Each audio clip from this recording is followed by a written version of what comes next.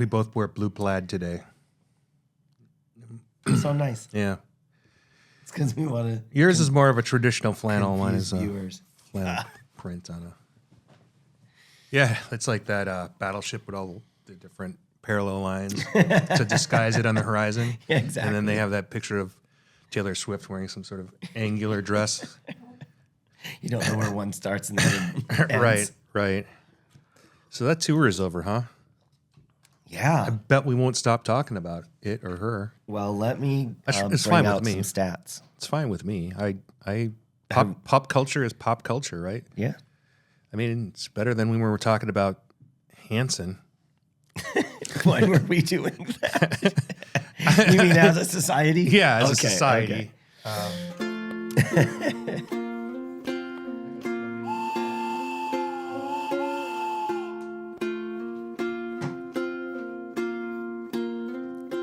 So this isn't going to go out until Thursday. What? This podcast, because I'm going to read a stat off of my trivia. Oh, well, there's somebody who listens to this in the same. Oh, this doesn't go out until midnight, so today. Oh, well. But that's okay. They can get the answer. It's fine. But yes, we have people that go to trivia who are like, oh, I heard the podcast this week. Oh, blah, blah, wow. blah. Oh, yeah. It's fun.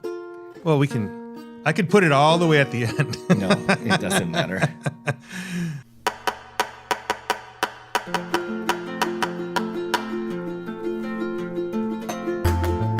Arizona is a wildly beautiful place,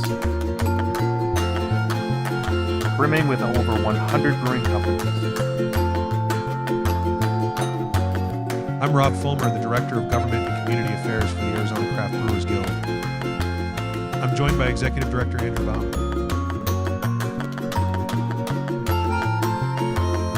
Together we cover the state,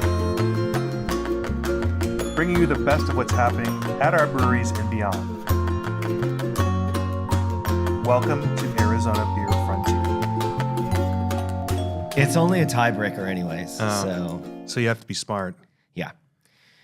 Dr. Taylor Allison Swift's Eras Tour ended on Sunday, playing 46 songs per set in 152 shows. How many hours was Taylor on stage during the 54-city, 21-country, 5-continent, $2 billion in revenue, and $20 billion in economic impact tour? I'm just going to guess it's like 50 times 3.25. But are you counting every second she's on the stage? Or just, then times 2.75. Yes, you're correct. 532. You got it. There is someone who, like, the amount of data that, let me just say the word nerds, Taylor Swift nerds, collect, like, I used to have an app. I specifically downloaded it for when friend of the show, Ken Wilson, was in London with his family to go to the concert. I wanted to know when they were going. So this will give you an alert when she goes on stage. Wow. Because I like time changes and things like that. And I just wanted to send a, oh my gosh, hope you guys are having a great time. That's all. Yeah. And then I deleted the app.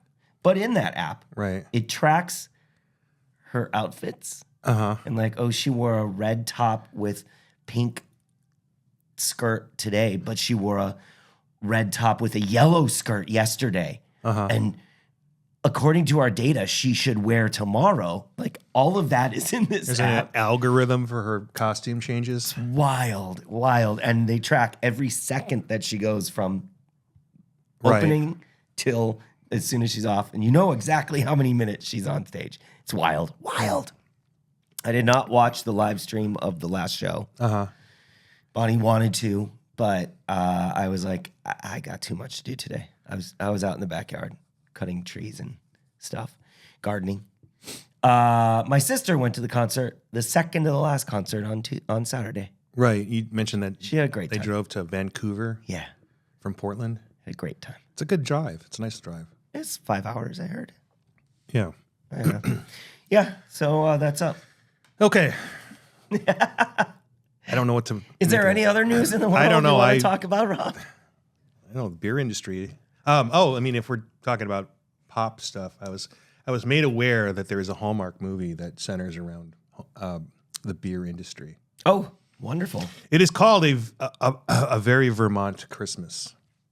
And a local champion skier and Vermont brewmaster teams up with an unlikely match to create a seasonal microbrew in order to save her family's business by Christmas.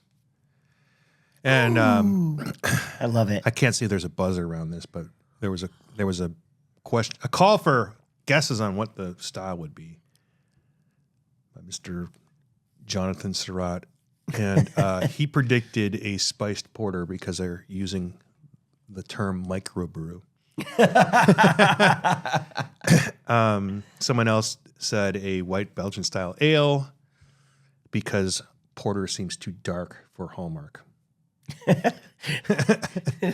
Giving up a skiing career to come back here and take care of this old place? I'm gonna fight to keep this place going for as long as possible. Hey, look out! I met this guy today. You did? Terrible skier. Maybe I can help you with some flavor profiles. Holiday IPA might be just the spark we need. Oh, yeah, this is it. You shouldn't complicate things. I want you to complicate things. A very Vermont Christmas. Only on I Hallmark. tell you, when I was over at my aunt's house helping her with her broken walker, before I left, she's like, "Oh, before you go, can you sign me up for the Hallmark Plus subscription?" Well, now Technically, it's under my email because she doesn't know how to do any of these things. So I get all the Hallmark You can find updates. out. You can find out now. You I can find you out. Can say, in exchange, will you tell me that? Oh, I have all the codes. I can just log. I can download watch that it? app and watch it right now. All right. Well, It's very exciting. We'll wait till next week to hear back or some other point. I'm probably not going to be watching it. I don't watch movies very much. I don't have time. I want to be outside growing food and bettering my backyard because we have company coming for Christmas. Right. And our backyard is generally neglected. On Monday, I got my Amazon order came in with nylon webbing so I could re-web our chair. So underneath the cushions, you lift it up, there's webbing. Right. And most people just throw a piece of plywood there because, No. this is, like remembering my couch fixing days of dorm rooms and stuff. Sure. Well, I succeeded between 6 a.m. and 9 p.m. on Monday night to re-web Yeah. 2 chairs and a couch. Wow. You are a better webmaster than our prospective webmaster. Are you saying I'm a webmaster? You did webbing. That's And we great. don't have a website update, so It's true. It's true. you are more rapidly into that. And I mean, I did have a couple of early, I've never done this before mistakes where there were 3 that were the wrong length. I mean, they have to be pretty freaking precise on the length. There is no stretch in these nylon. You can get elastic style but I didn't. I got nylon because it's more durable and will last longer because elastic dies in the heat, right? Sure.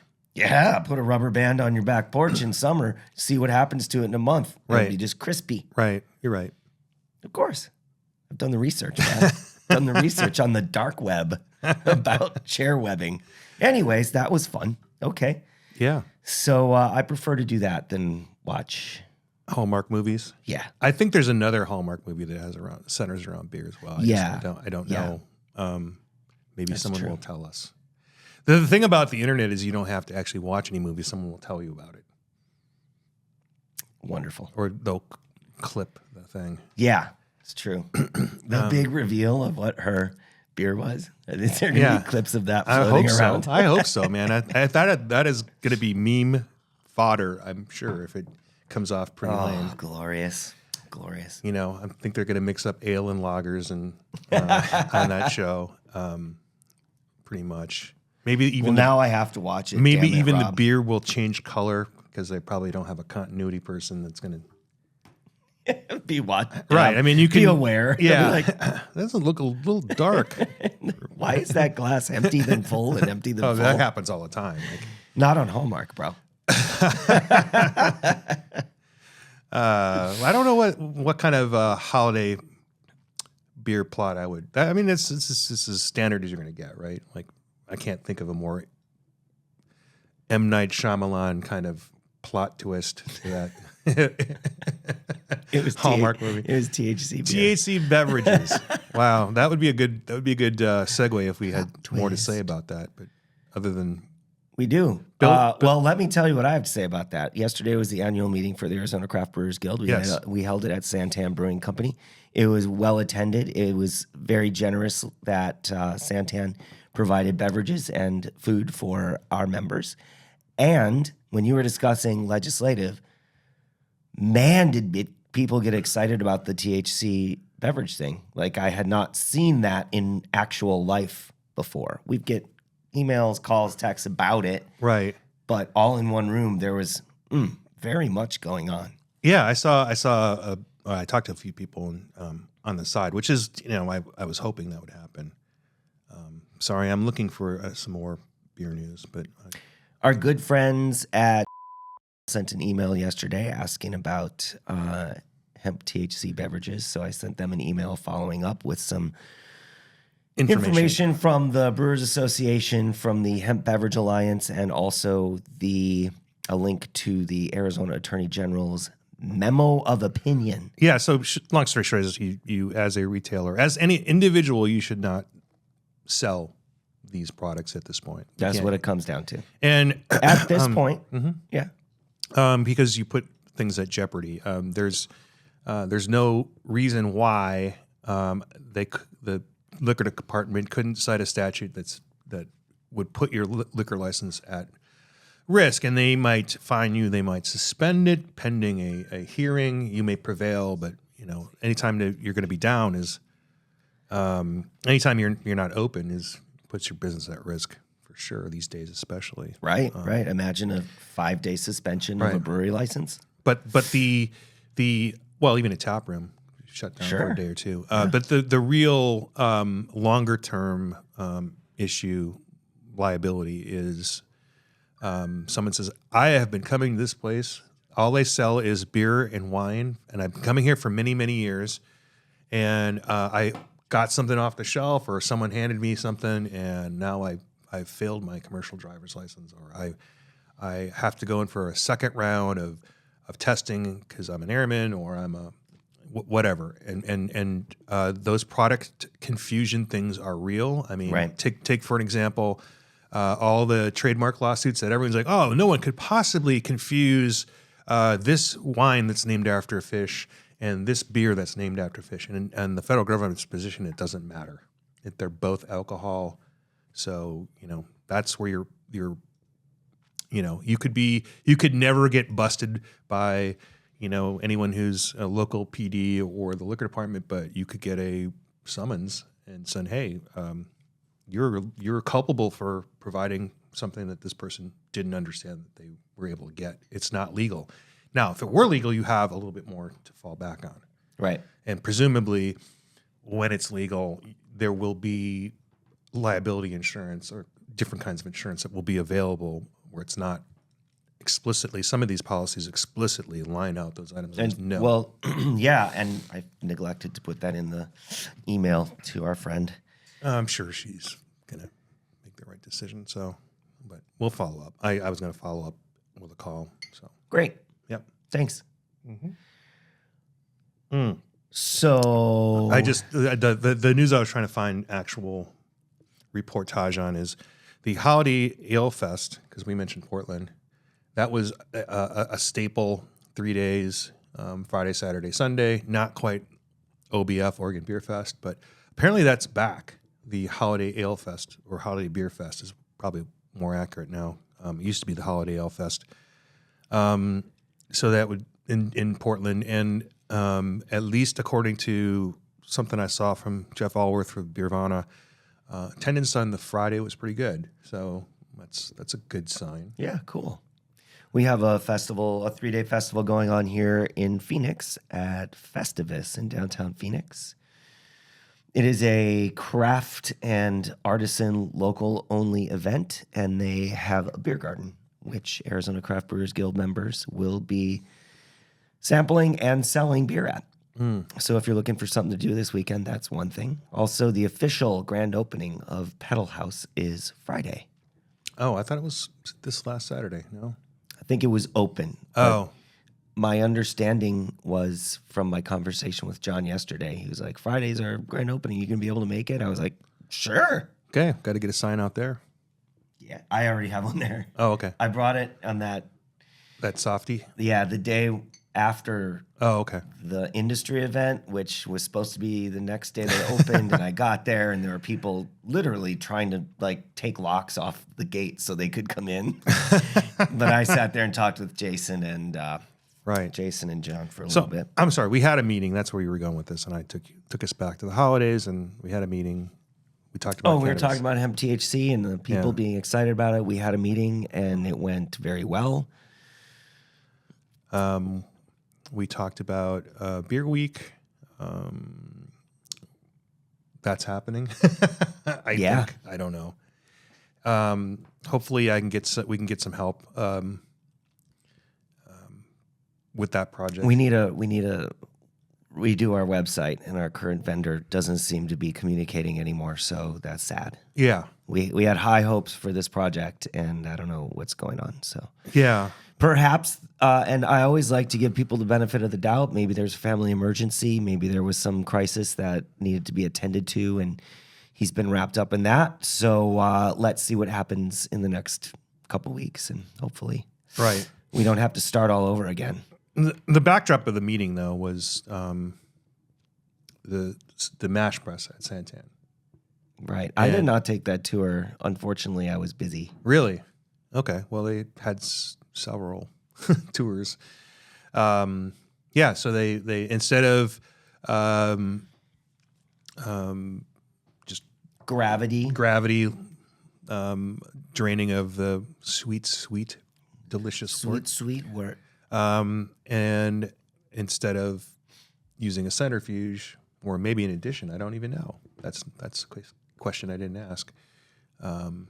They put it through a mash press, but it's a series of filters. But the result is instead of sort of that spongy, slightly liquid, recognizable kernels of grain. Right. This presses it out, and it looks like a rye crisp, that, and or I would say like a compacted ladies' base powder.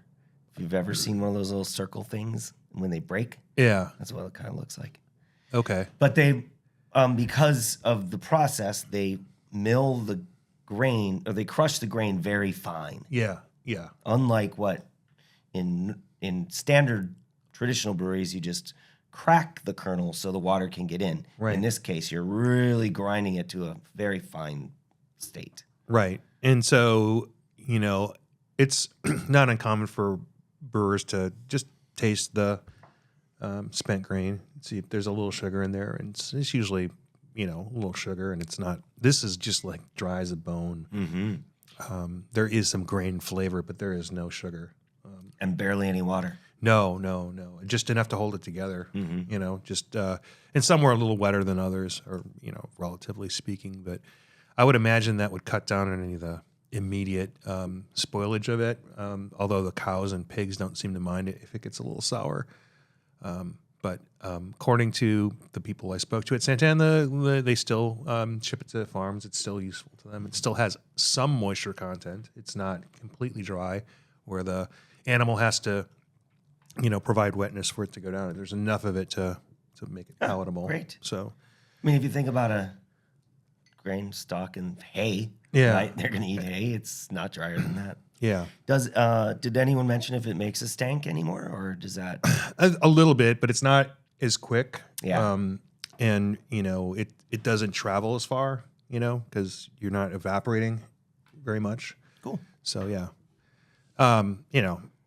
It's a minor issue in terms of things, because again, the livestock will eat it, but it is, it's not always pleasant to be behind a brewery that maybe had a rancher miss their pickup. It's just not a fun experience. And it will result in insects and vermin if it's not taken care of. So. Right. But this is a technology that our small breweries can't directly use, but they might be able to leverage it through a contract situation. And I think, it's going to yield more product. It's going to use less water.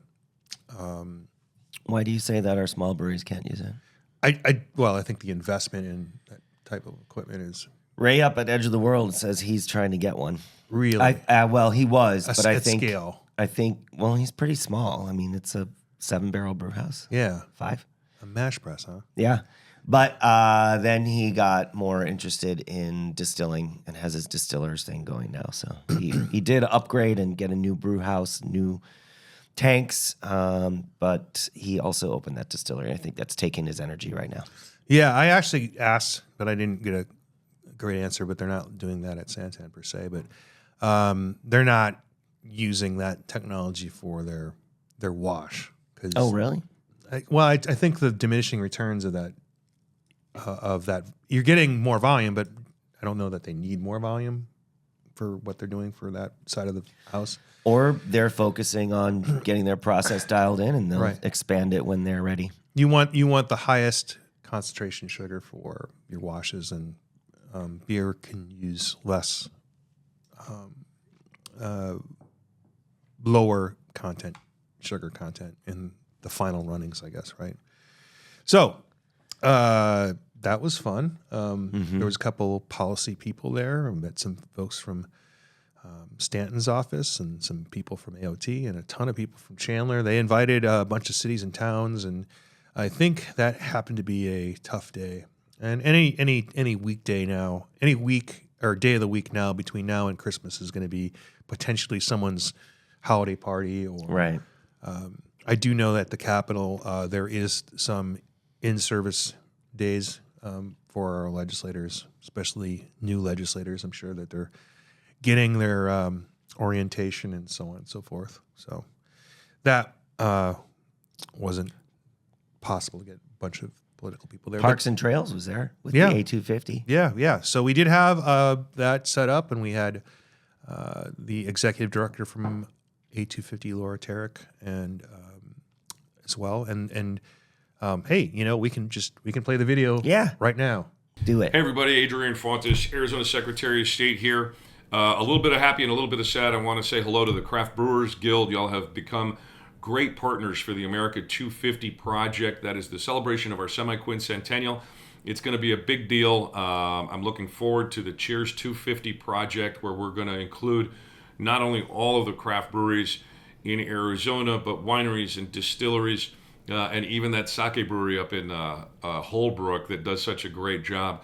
But here at SanTan, you've lost Anthony, and that's terrible. And I want to acknowledge that he has founded an institution and a really, really important part of the craft brewing world here in Arizona. And so shout out to SanTan, to Anthony's family and friends, and his passing is going to leave a big gap, a big hole in the lives of folks. But what do we do when someone goes, and what do we do when we celebrate? We lift a pint and we enjoy. And you all in the Craft Brewers Guild make that happen for Arizonans all the time. We remember, we celebrate, we feast, and we enjoy. And you are a critical part of making Arizona one of the most hospitable places in the world for people to come and visit. We want to make sure that you are the beneficiaries of that you get promoted, and that your work is pushed out there for the world to see, and that Arizonans become more aware of you and your work. And that's why I'm so excited about the collaboration that we have with the Arizona America 250 Commission, which I happen to be the chair of, and the Craft Brewers Guild, and some of your other partners and affiliates out there in the adult beverage world. Happy to be partnering with you on Cheers 250. Happy to be here with you for just a couple of minutes to send you a greeting, not just from the state capitol, but from everyone who's anticipating us to do a really, really good job. So whatever it happens to be, and however we happen to make this happen, we're counting on you to brew us up some great stuff as we move forward. Thank you for everything that you do and the work that you bring to make Arizona the great place that it is. Have a great one. Good job. So that was very, very nice. Yeah, he mentioned the guild and put up our shield. When we went, for some reason, when we played the video at the meeting, I mean, you had a static slide. We just heard the audio, but we'll send it out to our members too. I know a couple people missed it. Like I know Alejandro missed it, so I'll get you the video so we can send that out. It was nice. And then he mentioned He, had us all reflect on Anthony Koneckia's passing as well. So he hit all the points, right? That's what he does.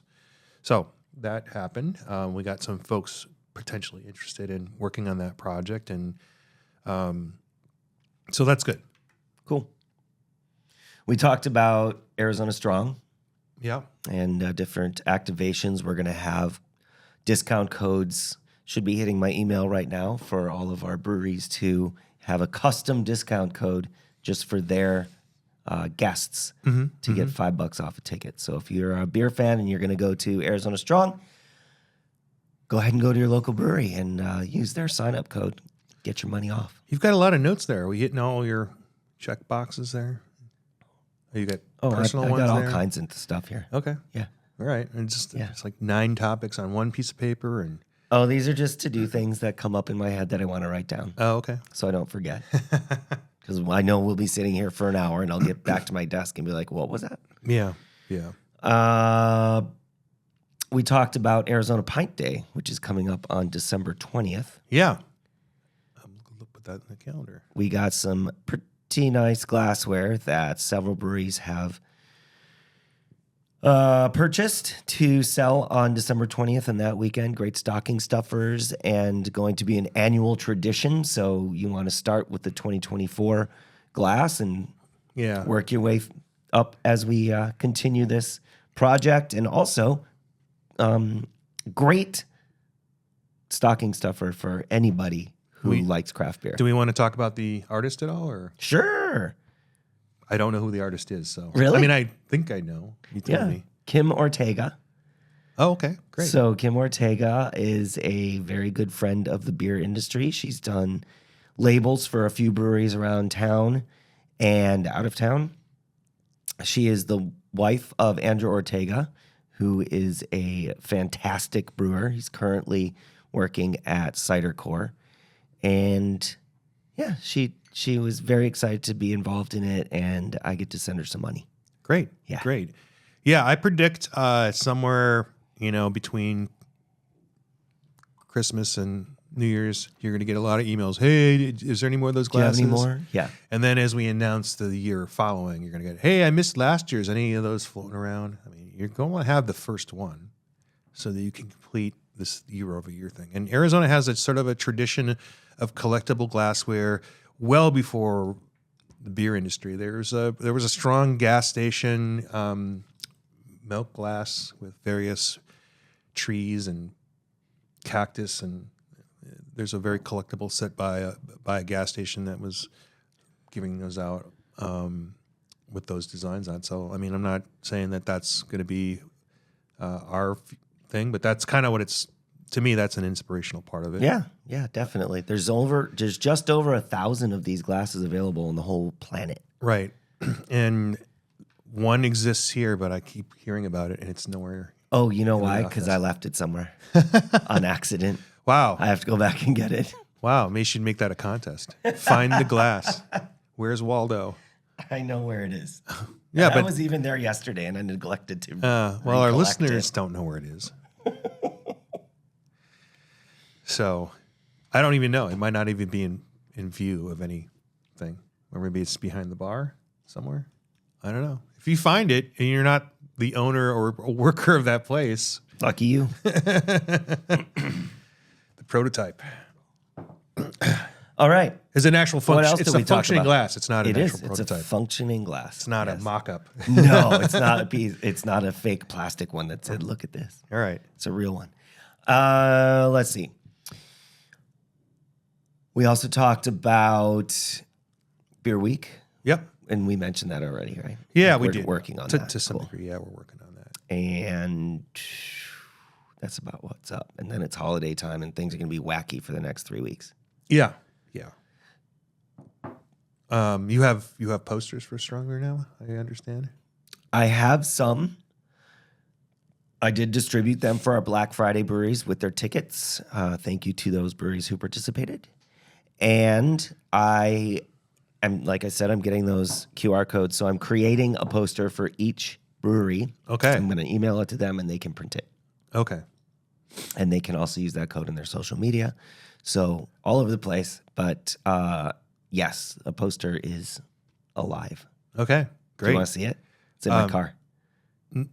We'll put it up on the Okay, great. screen here. Yeah. For the YouTube people. Nice. As a bonus. I don't think it makes sense to get it right now. Yeah, so I think you should give me a list of places I should take some of those. I'll help you with that, and I can talk about not only the THC stuff, answer people's questions about federal tariffs that may or may not happen down the road here. I can also talk about lowering the minimum amount of beer that a brewery needs to make. I can remind them that it's time to file their excise tax because we punted that to annually. So I don't want people to forget that. Right. I'm gonna write that down. Because we don't really see seasonal change like a lot of folks. So it's really hard to understand if it's Right. if it's spring or fall or late fall or early winter. It's all the same weather. This morning was 33.3 degrees in my backyard. Yeah. That's almost winter. Yeah, I know we had frost warnings, right? Yeah, I'm glad it's gonna be warming up though. Yeah.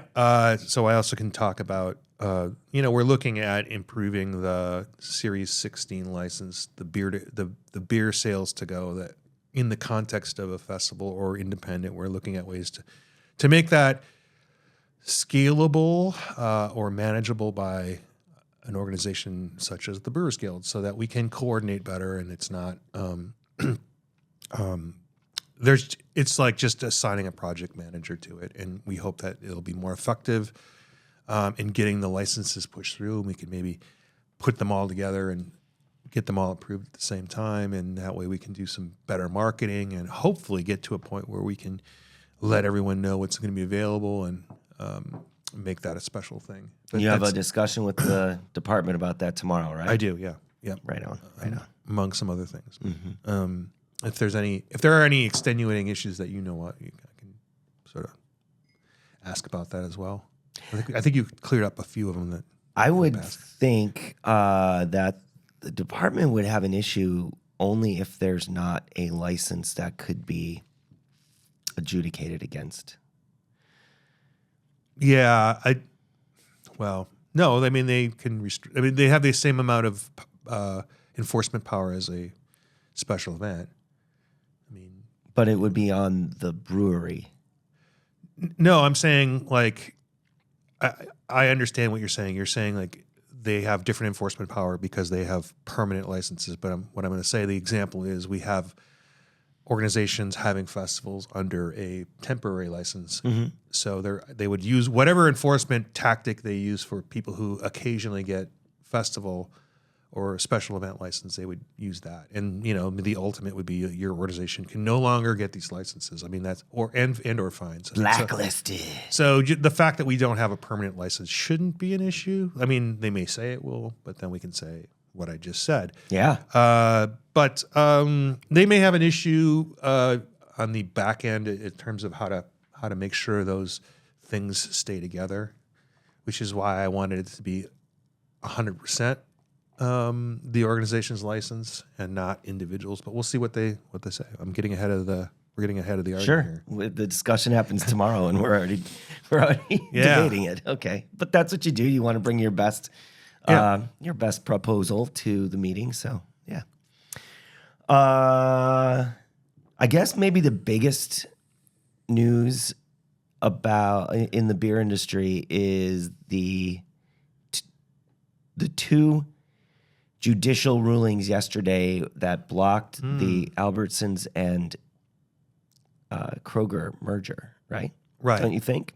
Yeah, I think that's probably it removes what we considered a change that would potentially impact our smallest breweries for sure, and a number of our up and coming production packaged breweries that rely on chain business. That is accurate.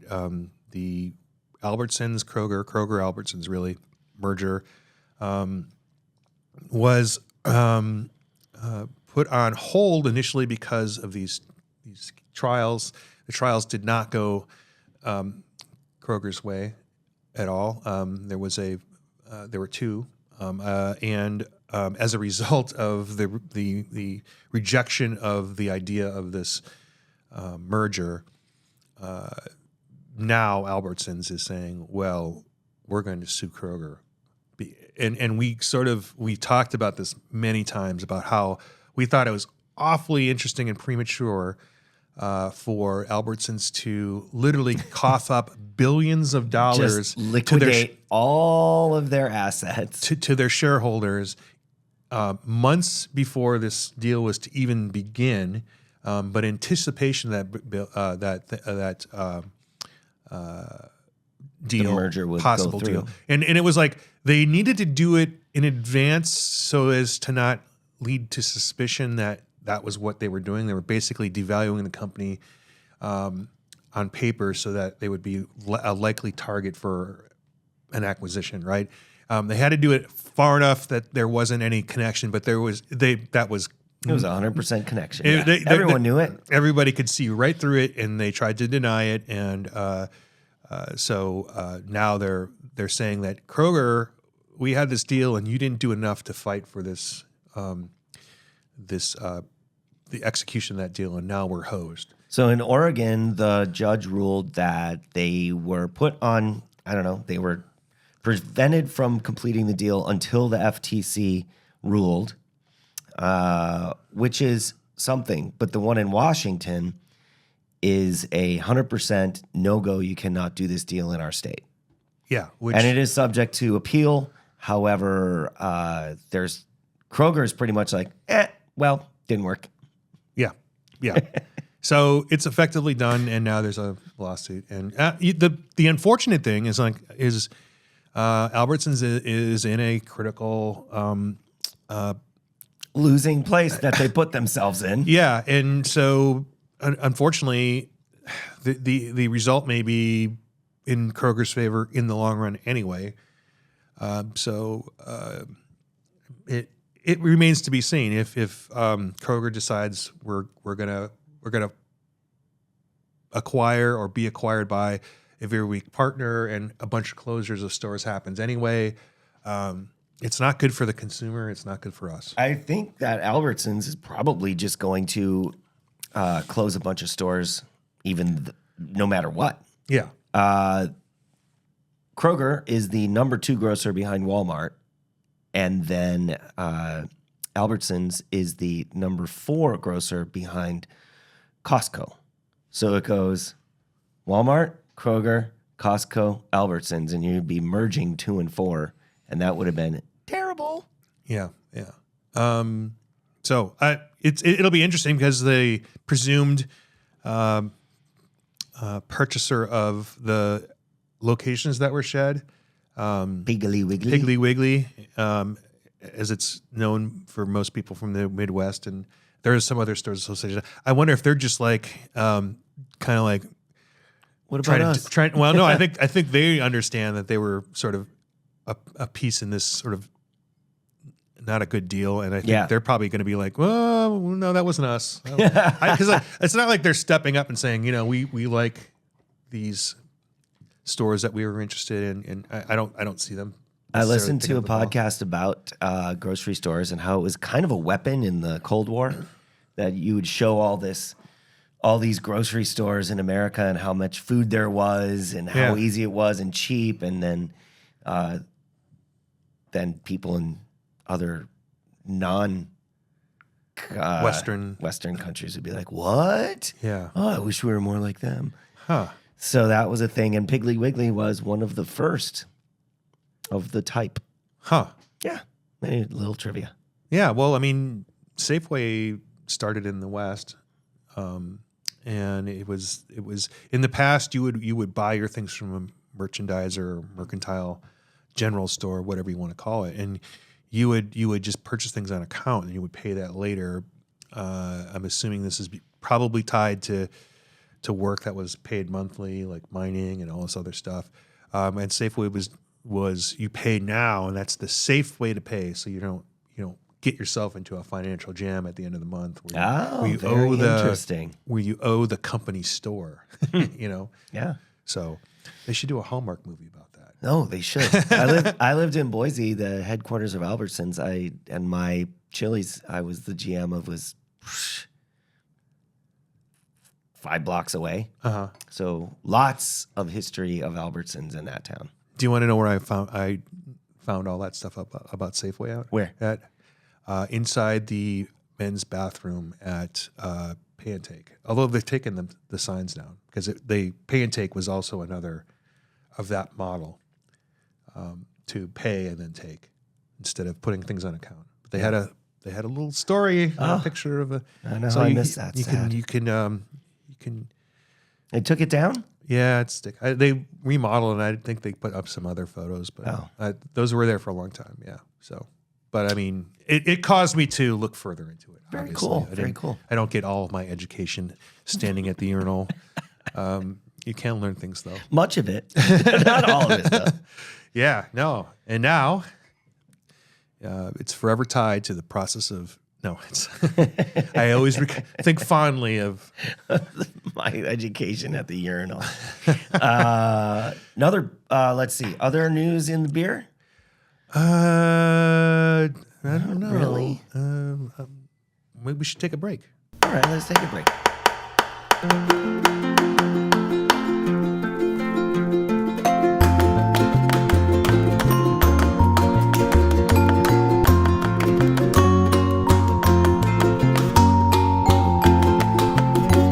I mean, obviously, I'm up for it. Oh, are we back? No, I don't know. Yeah, we're back. Are we? Sure. This all seems like good brew talk, beer talk. Yeah, so we're just kind of talking about things that happen where collectively other people from different parts of the industry or our colleagues, our direct colleagues in other states have things coming up. We had our meeting yesterday, and that would have put a real tight window on possibly going to Brewbound. I haven't been to Brewbound, but I have been to NBWA, or not NBWA. I would like to do the NBWA conference as well. There are legal conferences that Camila goes to, alcohol policy ones, and they're usually set up by the colleagues of our DLLC, like in other states, and they talk about things. And sometimes there's a political slant to it. There are people who are who used to be in alcohol regulation in other states have made a business out of scaring different agencies, and we're there to sort of like, it's not that big of a deal, or kind of understand because once they get an enforcement idea in their head, it can kind of take off across the country, and it's not always in our favor. So we sort of try to monitor those things. And it doesn't always make sense. No, it's like, and it's this counterpart to our trade organizations where, we're trying to come together on brewing technology, but also on legislation and lobbying and things about running your organization, supporting your breweries, and so on and so forth. So, yeah, Brewbound is currently going on, and I have a way to listen to the live feed or the recordings, but it's more about the networking and the interface with Brewbound and various beer journalists and media people, so that when they talk about trends, we can offer our side of the story, or we can often, when you talk to these folks, it's an exchange of information. They're telling us what they've heard before they've written stuff. So it can be pretty valuable. Certainly, yeah. So that's going on today. I would have had to have gone either this morning but we've got that important DLLC meeting on Thursday, and one day on a 2-day conference is tough if you're shelling out those kind of resources to go. But we also mentioned that there's a Colorado, their Brewers Conference is coming up at the end of January, and then also Ohio, which I went to Ohio when it was in Cleveland a couple years ago. It can be valuable to see how another state runs a conference. And contacts with sponsors and vendors and other breweries for collabs and all kinds of stuff, yeah. Right. So finding the right national sponsor can really drive whether an organization can have a successful conference. So that's definitely the case. Yeah. And, it's like that is a better network time than, say, the Craft Brewers Conference, because then you're talking to more of the straight up salespeople, and you're taking some time away from and the sales process they have, and you might not get the right mix of people to talk to because you're talking. There's a different focus to that. Sure. Similarly with GABF. Sure. So that's the value of doing those things. It is it's not an explicit requirement of the job, but it is something that organizations do. Before I forget, we were talking about the Hallmark movie, and I still don't have an answer. But I was remembering that when I did go on a trip to, I was planning on potentially going to a trip to Georgia, and so I wonder if there's a guide or someone. So I looked up. You look up Georgia beers, and it's apparently a person. It's a person, and they write they write romance stuff for very famous person. tweens, and I'm like, so it forever killed my Google. I don't know how to so and that because I was also looking at books online, audio books. Georgia beers. Oh God. Can kind of change your algorithm a little bit for a short period. Hey, remember how I got my new homebrewing system? The Pinter? Yes. We talked about that, right? Yeah. Okay, anyways, I did.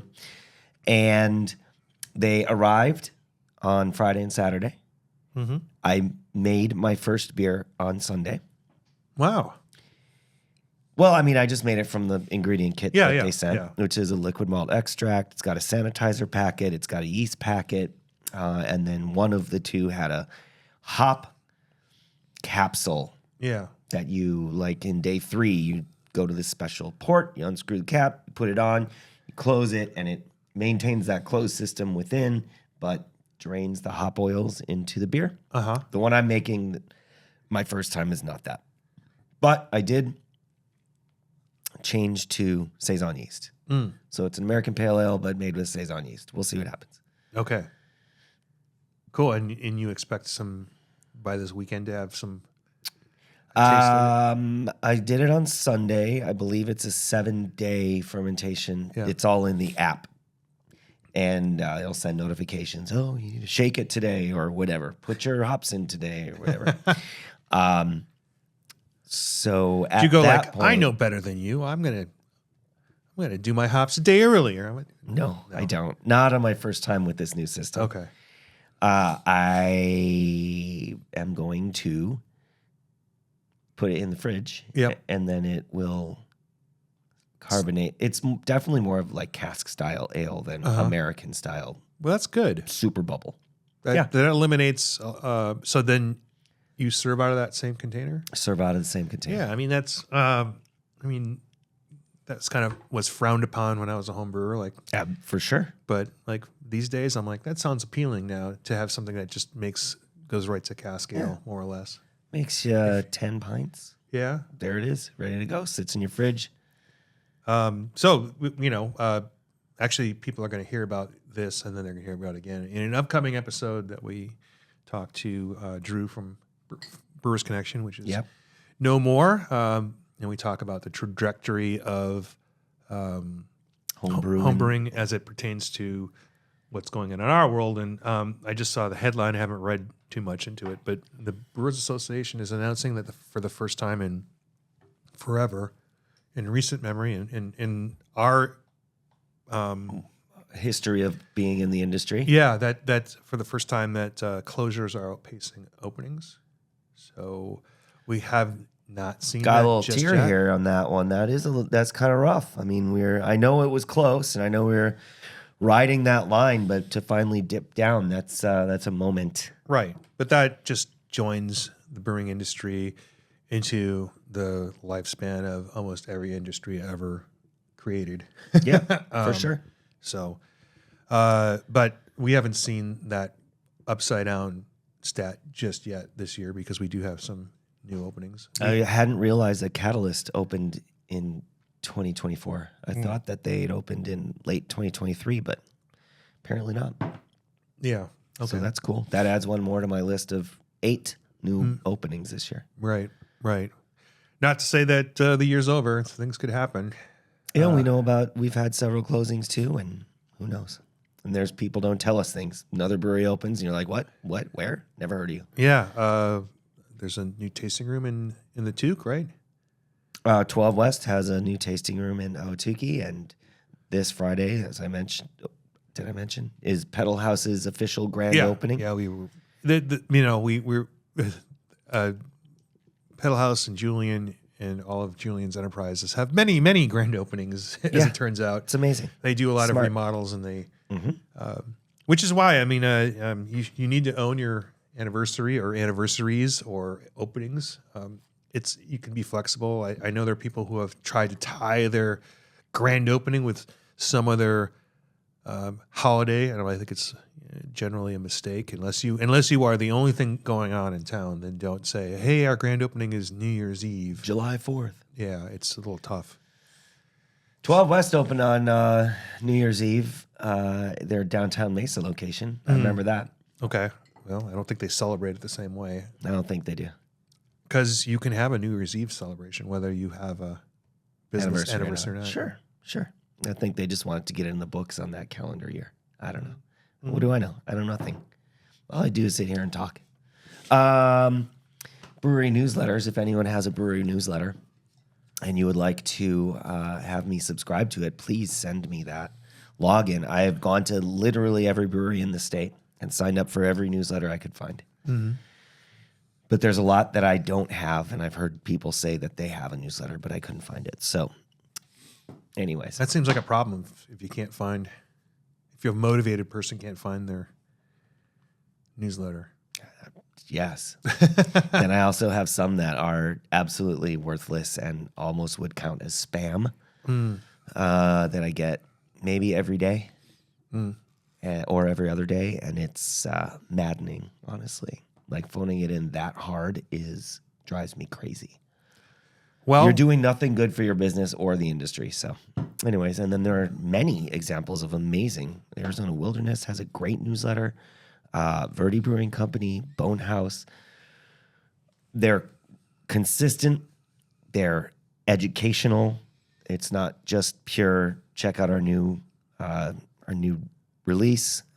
Roses by the Stairs, they have a great newsletter too. So there are some wonderful examples of brewery newsletters, and I love it. wow, you should. We'll talk more about that. Those are the folks that I hope that when it's time to do Beer Week, they can take that same ethos and idea and educational nature and populate those events in the same way. That would be excellent. Dorito Farm has a great newsletter. It's more irregular, but it's always packed full of info. It's not just like, ugh. Yeah. Here's our Hellas lager that we've brewed for the last 4 years. Let me tell you about it. Okay, I mean, that can be useful, but not every month. I guess my pet peeve is like, hey, come to this on this day for the release of this, and then they might tell you it's a hazy, but there's no, or they might even tell you the hops, but there are so many hop varietals, and your average customer just wants to understand how it tastes, or some different, if there are different processes was Right. used, or if the name actually is meaningful in any If way. I were other you, than- I would say 100% Arizona Wilderness's newsletter. Yeah. They go through all of that. Okay. It's very impressive. They come out with new beers every week. Yeah. Of course, this is not an absolute, yes, every single one. Otherwise, you're a liar. Sometimes, maybe not. But every Thursday, there's no beers on draft at Arizona Wilderness. And I think it's a great idea because that gives people a reason to go. Right. Yeah. Here we are, pontificating needlessly. Yeah. All right. What's next? So we had some Arizona Office of Tourism people at our event, at SanTan's event yesterday, actually. Yeah. And we would like to get more involved with them. So I think that'd be incredibly valuable to our members. It's a little bit of a hot mess over at the AOT right now, is it? Yeah. It's not really how you go about courting somebody that when it means, but yeah, I mean, in fact, you are correct. You don't know the girls I know. What? Yeah, they lost their director to a controversy. Let's say that. We have talked about and we have shown the logo for the Arizona Office of Tourism. It was an extensive presentation. There was a lot of information gathering, and then there was a lot of sewing up buy-in, and all of those things were billed out at a rate that was kind of eye-popping to some individuals about the cost of that and the amount of time it took to present that during the heart of their conference that we attended. Hopefully we'll get asked again, even if we're being a little critical here. It was a good logo, but we had some.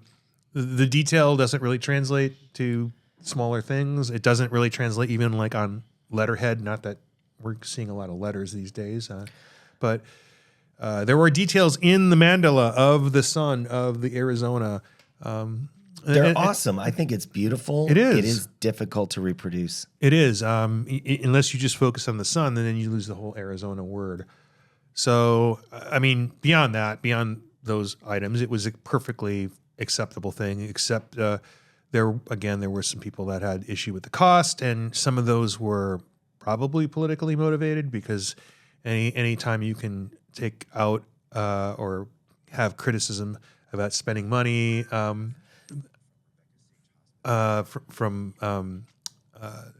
the governor's office, if you're the opposition party, then yeah, you're going to make some hay out of it. And there was a round of sort of both meme type things that were coming from some of the legislators, and there was a lot of criticism, and it kind of went away for a little bit. But I believe as a result of that, some of the folks over at Arizona Agenda, which we are subscribers and supporters, kind of went into the costs involved in detail and found a linkage between the director and some of the people who were paid for that logo. Here's the thing. I read that, and when I read the amount of money that this is about, it was shockingly low to me. I mean, the part that former director Urias, was being attacked for was something like $40,000 out of a huge budget of millions and millions and millions of dollars. Yeah. And it definitely felt like a hit piece to me. But what are you gonna do? Yeah, and a lot of those funds are hotel taxes, so it's not necessarily that it's coming out of the general fund. I don't know. It's far more than I need to get into, but what reminded me of all this is that looking through my email, which was a little, I haven't been on it too well the last couple of days because we had our meeting yesterday. I didn't look at my email very much. Now that I have director at coming to my email, I got Tourism Tuesday from the Office of Tourism, and I thought it was very nice. We have the new interim director as I step into the expanded leadership role. I want to reaffirm our commitment, all the things you would hear, which is amazing. And let's see, there's a marketing session next week. I signed up for that. That sounds great. There's award-winning Arizona tourism videos. Yeah, I mean the function. One is about the local food culture, and what are the other two about, Rob? What? One of the award-winning videos is about local food culture. What are the other 2 of 3 videos about? Are you going to surprise me and tell me about beer? No, I wish I was. So tell me what it was. I don't know. Wine, of course, bro. Okay. Yeah. Uncorked in Arizona by director David Wallace and produced by Jessica Dunham, and Meet the Makers, Page Spring Cellars, Best Human Interest, Jack Chapman and Jessica Dunham. So she's a pretty good producer from what I find. Maybe we need to get her on board. Yeah. You're like, I don't know where you're going with this, Andrew. I don't know. I mean, Sorry. I understand. So the AOT has always done a good job of telling the story of Arizona. There are a lot of assets and useful resources for sure, especially if you're a brewery and you want to sort of tap into that. You can take that those ideas and sort of relate them to your business. But yeah, the wine industry has had a much longer association with AOT. They got it instantiated in legislation years ago because they spent a lot of time and money on it, and that wasn't the focus of our organization. So, you know, and there's not a desire necessarily for us to blow that up and say, oh, well, you know, let's take our piece out of their pie. So, but there are other opportunities and other ways that we can work with AOT, and hopefully, it sounds like from talking to some of the staff yesterday that is it's an appropriate time to reopen that conversation. Yeah. It gets a little dicey simply because the programs that the wineries agreed to have 100% buy-in. You know, the programs that they want to roll out for breweries are some of these passport things and things where, you know, I'm not going to tell everybody that 100% of our breweries are going to take part in this program. And they're leveraging a lot of third-party relationships. And like, you know, we can do that on our own if we thought they were valuable and we could get 100% of our breweries. I think we have to just talk about the things that we think are useful in the tourism space and go from there and see where that leads. And I think this is where I have sort of fought to keep Arizona Beer Week a little bit more accessible for restaurants and bars and distribution partners. Right. And the Office of Tourism potentially and various destination marketing organizations. You would know those as Visit Flagstaff, Visit Tucson, all those quasi-governmental agencies that promote tourism in their area. You know, Kingman has one. Sedona, Yuma, sure. Right. Bisbee certainly does. They are not participating in our Beer Week because of the political status of the guild under a C6. So if we create a C3, we would have more success with that. And that's, I guess, we talked a little bit about Beer Week, and that's how this folds together, in my opinion. Right. But I can't do it by myself. There is an interesting thing where if you have a 501c6, then your contribution to that organization cannot be written off on taxes. But as C3, you can write those off on your taxes. And I think that potentially our distribution partners would be more willing to help with promotion and support of a 501c3. Yeah. And the trade-off is, you know, it has to be, it's supposed to, the logical designation of a C3 would be educational. So by nature, it has to lean towards more education than straight up sales pitch. That doesn't mean they can't have a sales pitch. I mean, the goal is you can say, hey, I'm educating them about beer, and this is a product that we want them to experience that with. There's nothing untoward about that. But in terms of, again, writing copy to promote your events, if these various DMOs are going to get behind it, is like there's got to be a connection to, I'm in Tucson, and here are all things Tucson, and here's how we fit in, and here's our educational piece. You know, and the hardest thing to substantiate is what our economic impact is, and for the AOT, it's overnight stays because that's where they get a lot of their tax revenue. So, you know, I think the framing of wineries is people will travel and spend many days here in Arizona and incorporate them into their vacation. Well, we also know that happens with breweries, but for some reason, it's a little. It's more ethereal than what we can grab. The data doesn't really sit there and say, hey, they're going to go to, let's say, Roses by the Stairs, since that was the last brewery I talked about. Let's say they go to Roses by the Stairs because they heard it had amazing beers and they wanted to stay. So they came to Arizona. They're probably doing something else, and they're going to spend some time at Roses by the Stairs. 1, 2, 3 visits maybe. But that doesn't equal the same thing as people are coming down just to go to this winery. Yeah, and they have, you know, we've done an economic study in the past, but we didn't use it to necessarily connect with the travel industry. We used it to pass a bill. And as it's been less difficult to pass legislation. I was looking at the as it takes less effort. We didn't need those studies, but the wine industry uses those studies, so they spend money or they spend resources to get those reports. Is that something that the brewing industry can do? Is that something the guild can do? Potentially, but we have to get 100% buy-in and potentially a different source of revenue. Is the Wine Growers Association a 501c3 or 6? They're a 6. Okay. They have they have 4 other organizations though, and one of them is the Verde Valley Wine Growers. That is more of a tourism. I believe that's a C3. So they have, as we do, we have the guild as a C6. We have the foundation as a C3, but that is for different purpose. That is emergency medical funds and educational scholarships and things like that. So I have gotten some help in creating the Arizona Beer Week nonprofit.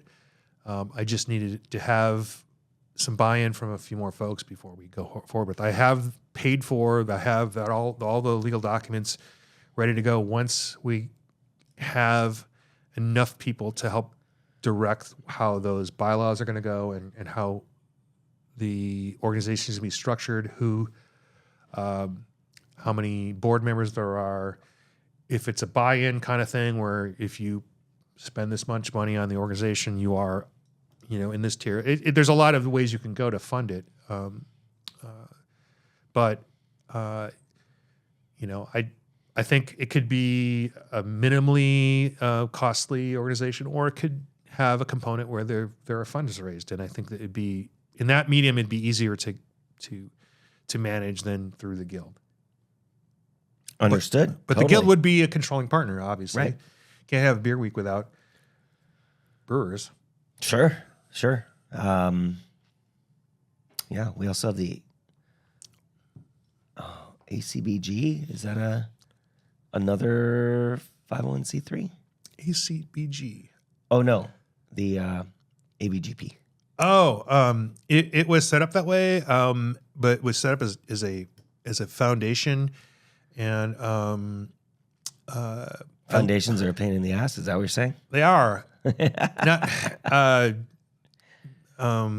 The filing of taxes on that is much more difficult. So I closed that, and I have a placeholder. And again, I have paid for that. Again, I that's kind of on hold until, the guild is first.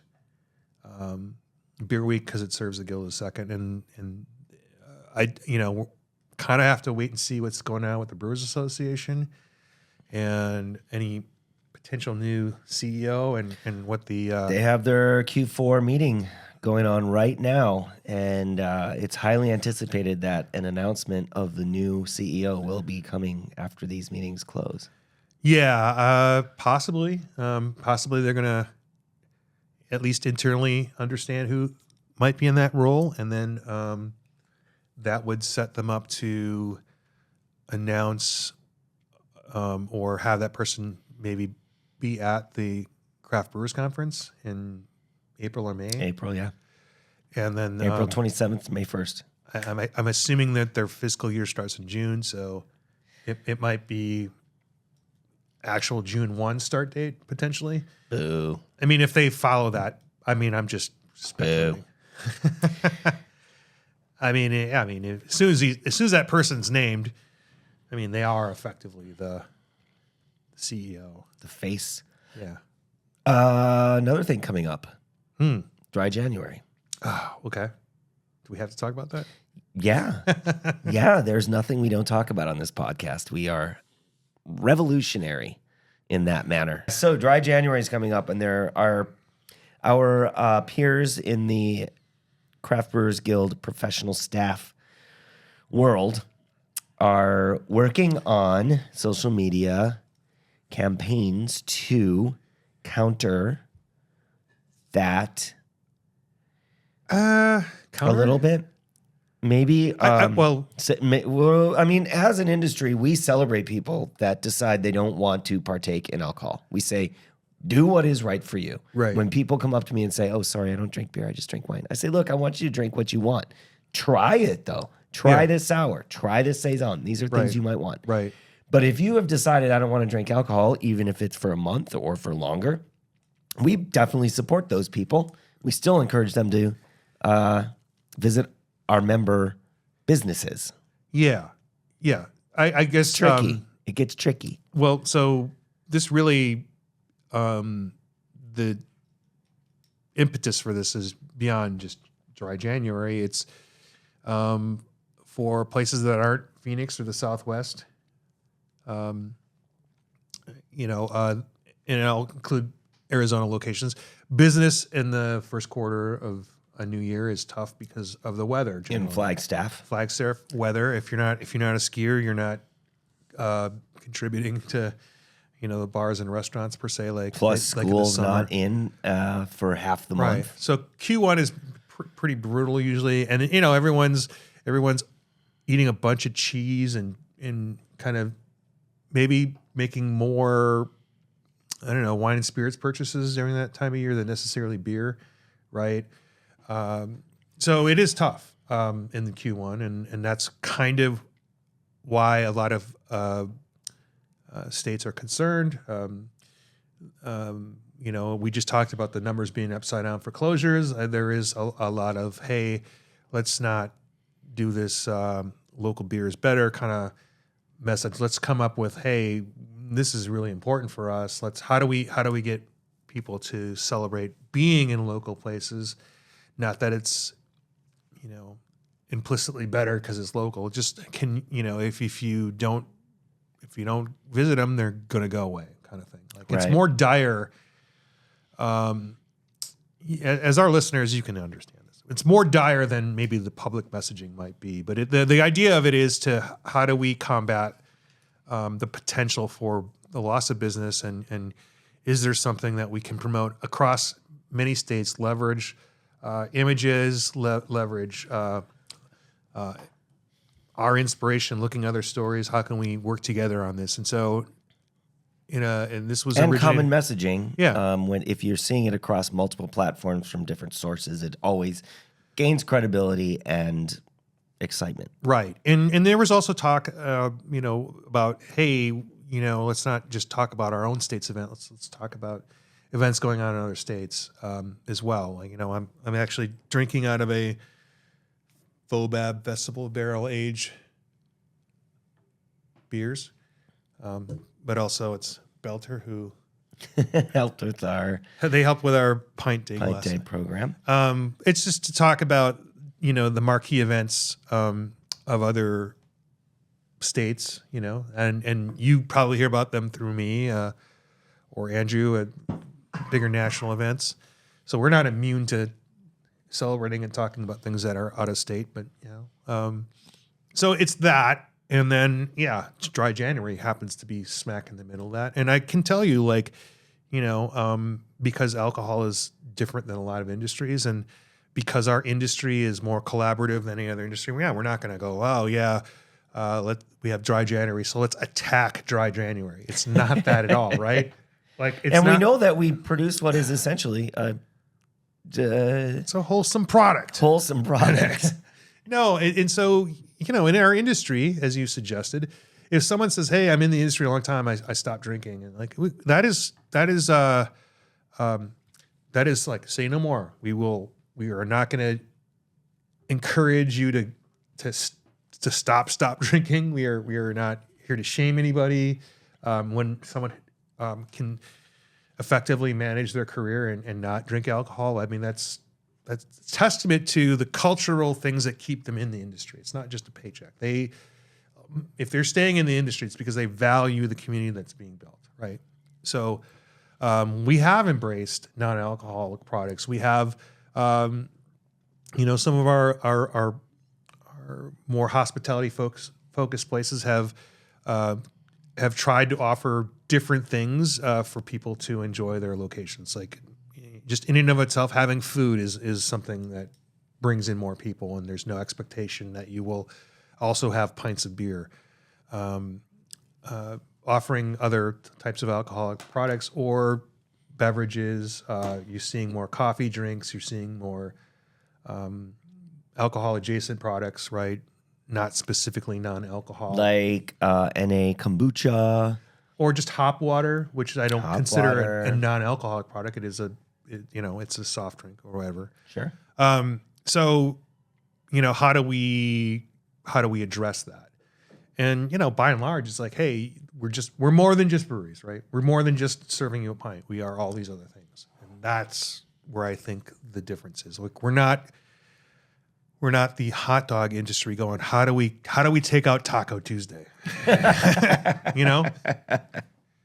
Right? Now I just had this weird thought, like, we're going to make hot dog tacos. That would probably be it. Oh, it's called a Sonoran dog? What happened? Uh-oh. Oh, wait. No, Stuff's getting rough right now. Oh, I have cognitive dissonance now. I was thinking of a hot dog and a hard shell Ortega, whatever. Oh, yeah. Or cut up hot dog. I'd eat it. I would not. Yeah. I mean, hot dogs generally, not necessarily my thing, but sometimes, oh my God, give me that hot dog right now. Like I don't seek them out, but when I see them, I'm in. Yeah. Costco. I'm like, I don't go to Costco. So. and like the value of it also appeals to me. Like $1.50.